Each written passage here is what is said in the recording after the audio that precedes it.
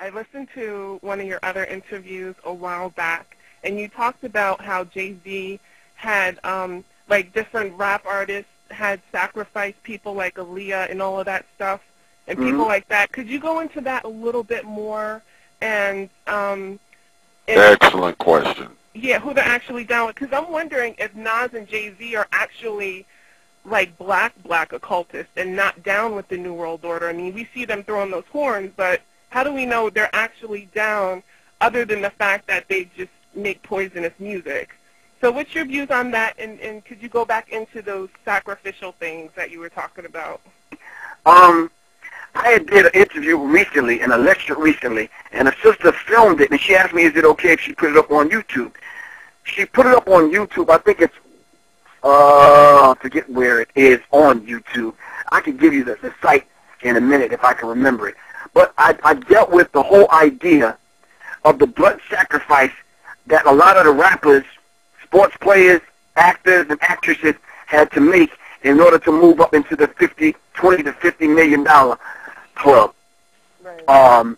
And when I went into it, I went into the fact that how John Patash, in his book, The FBI's War on Tupac and Black Leadership, had went into how there's a direct link between black leaders and musicians, black musicians, whom were targeted for assassination, i.e.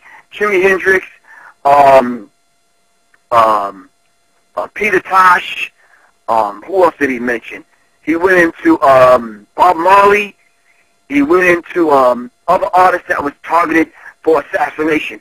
And when I started looking at this, I said to myself, wow, what is the link between them, black organizations, and black leaders? Malcolm X, Dr. Martin Luther King, the Black Panther Party. And is there a connection between them, Jam Master Jay, Tupac, and Biggie? And in the book, in his book, the FBI War on Tupac, Shakur, and Black Leadership, he started talking about the program that they had for people to come in to snitch on some of these organizations. So I started doing further research, and I picked up an FBI document. Let me see if I can pull it up so I can read it to you, because I don't want to misquote it. It says, the Negro wants and needs something to be proud of. The Negro youth and moderate must be made to understand that if they succumb to revolutionary teachings, they will be dead revolutionaries. Now, I didn't write that.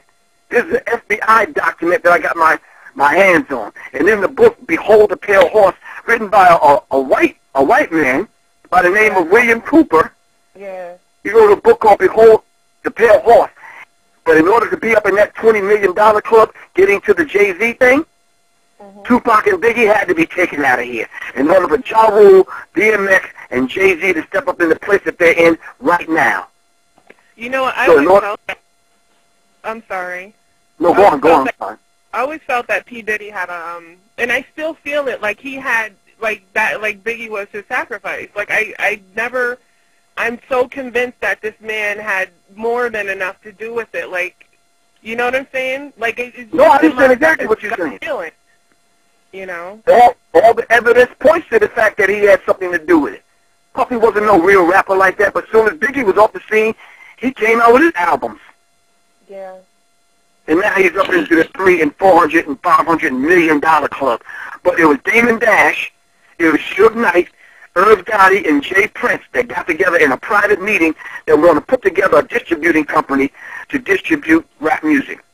Yeah. Jay-Z, as I'm told, Jay-Z was the one that was called in by the hidden hand, by the Illuminati, and they gave him a $40,000 a night room on a beach somewhere that he spent the weekend with Denzel Washington and some other people sipping $20,000 bottles of Cristal, him and Beyonce.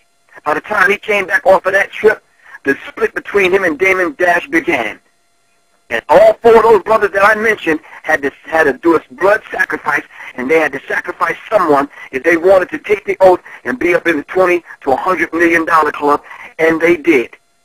Damon Dash sacrificed Aaliyah because that's who he was engaged to. Yeah.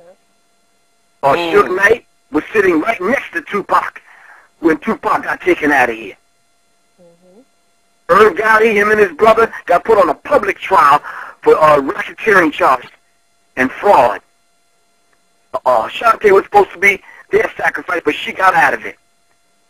And then last but not least, Jay Prince, the owner of Rap-A-Lot Records out of Texas. He was overheard and known to want to ink a deal with Pimp C. And Pimp C at that time was on the air blasting homosexuals that are in rap music and in the music industry, and they found Pimp C in a hotel dead. Wow. So I pointed out Jennifer Hudson's family was a ritual killing. I pointed out Michael Jordan. That's another thing. That's another thing. I'm totally convinced that Beyonce had something to do with that. Like, I'm totally convinced of it. And she was so insensitive, too, and even admitting on a radio show that she was so insensitive to where she wouldn't even give condolences. I'm so convinced she had something to do with that, yo. Totally. I feel it. I feel it. I know she had something to do with it. Somebody on that end. Well, we don't understand. We can't put anything past these people. You see Kanye West, his initiation into the Illuminati. He wrote the song, or did the music for the song for Jay-Z, Lucifer, Son of the Morning. That was his initiation into the Illuminati. Now Kanye West is in, and Kanye West's mom ended up on a slab, dying. That was his blood sacrifice. Wow. Are you following me? Yes, definitely. Shine was supposed to be P. Diddy's sacrifice, but they're not through with him yet. Wow. Wow. Well, thank you so much for taking my call. I know I've gone over. Good thanks. Why the bulletproof vest?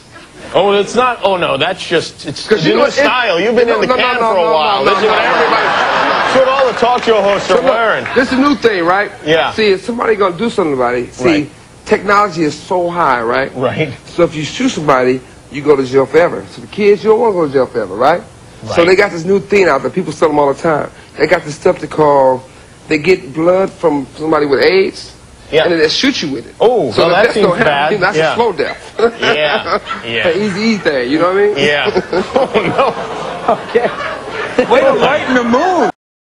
Former LAPD Detective Russell Poole. Poole led the investigation into Small's murder. He has since left and is now suing the department. Even rapper Snoop Dogg dragged into the mix. The scene is set, and it's a million about to straight get wet. In what is among Poole's most explosive revelations, he repeats in alleged conversation between Snoop and an unnamed LA Sheriff's Lieutenant. Officer, I think I know who killed Tupac. Snoop. I do too, the guy who was seated next to him. Officer, you mean Suge Knight? Snoop. Yes.